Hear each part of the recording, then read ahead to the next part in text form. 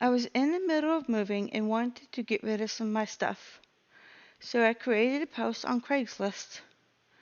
A few people had questions, but no real bites on the posts. Then someone named Sarah contacted me saying she was interested in some of the bigger items.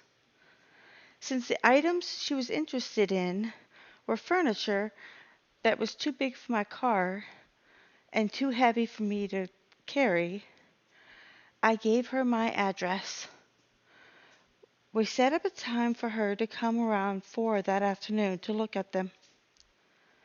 I did some chores around the house as I waited for her to show up. Then, about 5 minutes before she was supposed to get there, I got a message from her. She apologized, saying that she was unable to make it since the person who was supposed to help her got called into work at the last moment. I was disappointed, but I knew things like that happen. So I decided to run to the store to grab a few items I needed for the move, and also some food. By the time I got back to the house, it was after 6 p.m. I made myself dinner and decided to watch a movie for the rest of the night. Halfway through the movie, I thought I heard a car pull up into my driveway. I wasn't expecting anyone, so I looked out to see who it was. My first thought was maybe someone was lost or a pizza delivery driver had the wrong address. That's when I see three guys with hoodies over their heads get out of their cars and make their way to the front door. I noticed that all three of them were carrying baseball bats. This scared me, so I made sure the front door was locked, grabbed my phone, and ran into the bedroom. I locked the bedroom door and hid in the closet, all the while calling 911. As I was explaining what was going on to them, I could hear them pounding on the door, yelling for me to let them in. After several moments, I heard glass breaking. A scream caught in my throat, trying not to give away where I was. The dispatcher assured me that help was almost there. Tears streamed down my cheeks as I sat there terrified, not getting there in time.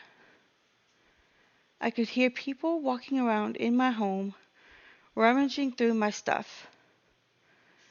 That's when I suddenly heard someone trying to get into my bedroom. They started using what I assumed was the bat on my door, trying to break it in. Then I started hearing the sirens approach, and all the other sounds inside the house stopped. I could hear the guys yelling at each other as they were trying to escape the house. That's when someone came in, calling my name, so I came out of hiding. I talked to the cops, giving them my statement, and found out that the guys were the ones pretending to be Sarah.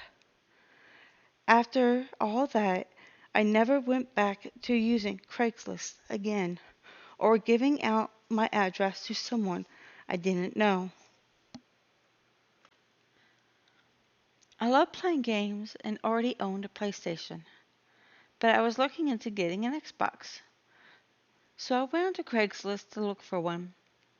After about a week of searching, I finally found a brand new one for a great price. I noticed it had been posted just a few hours earlier. I quickly messaged the seller asking them about it and where they were located. Surprisingly, they responded back fairly quickly. After sending a few messages back and forth, I knew I had wanted it. They said that the only time they can meet up was when they got off of work at 8 that night. We set up a time to meet at the closest Walmart since it was public. I had needed a few things there anyway, so I got there earlier than the set time. After I was done shopping, I went to my car to put all my stuff up. Then I walked back to the front of the store to wait for them. I looked down at my phone to see the time, and I saw that it was about 5 minutes after 8. A part of me was starting to wonder where they were, but I also thought they could have been stuck in traffic or got off work a little later. But then, 10 minutes later, I decided to send them a message only to see that the post was taken down and the message wouldn't go through. At this point, I felt disappointed, but I thought maybe they found another buyer, so I left. I was about 20 minutes from home and wanted to head back. Sometime during the trip home, I had noticed I was being followed. Yeah, it could have been someone who was heading in my direction, but still kept my eye on them just in case. The closer I got to my house, the more I was sure that they were following me. All I knew was I didn't want to lead them back to my house. Luckily, I knew the area really well, so I felt like I had a chance to lose them. My neighborhood was fairly big and had lots of turns. I kept my eye on them as my heart was beginning to race, seeing them kept keeping up with me. Finally, I saw that there was a car backing out of the driveway, so I quickly sped around them, just missing them. I noticed that the car behind me getting stopped by the car. I took advantage of it and made a few turns, making my way back home. I kept an eye in my rearview mirror to make sure they weren't following me. I got home 5 minutes later, seeing that I wasn't being followed. I quickly parked my car and ran inside, locking the door and making sure I was looking out the window. I never saw them again. It was the last time I went back on Craigslist and decided to get an Xbox from the store instead. This happened to me a few years ago when I was looking into getting a car. I didn't feel like going to the dealership and dealing with the salespeople. So I decided to look on Craigslist to see what I can find. What I really wanted was a Prius, since it gets good gas mileage, and I had also planned on doing some traveling. After spending a lot of time of searching for one with low enough mileage and in a color I actually liked, I finally found one. I reached out to them to see if I can come and see the car. They responded back to me within the hour, and we sent messages back and forth. They sent me their address, and we set up a time to meet. I noticed that the address was over an hour away from me.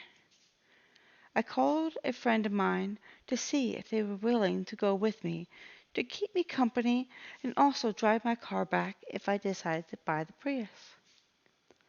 As we were getting closer to the address, we noticed that the neighborhood that we were in was really run down.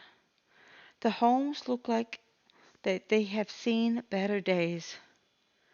I was getting a gut feeling that something was off. When we arrived at the house, we looked around but didn't see any cars. The grass was also overgrown and there were boards on the windows. We found that it was strange since we were expecting to be the car in the driveway. My friend and I got out of the car and walked up to the door, looking around, thinking the car might be in the garage. After waiting several minutes with no answer, we knocked again. That's when we heard something coming from the side of the house. We looked over in that direction and saw that there was a guy with a very large knife. That's when my friend and I turned and ran towards my car. When we stopped halfway there, there were two other guys with knives heading in our direction from the other side of the car. My friend and I booked it to my car and quickly locked the doors seconds before they reached the car. The three of them started pounding on the doors and windows as I started the car up. One of the guys hit my window with the handle of his knife as I was putting the car in reverse. The whole way home, we kept looking behind us to see if we were followed, but we were lucky we weren't. From then on, I never went on Craigslist ever again,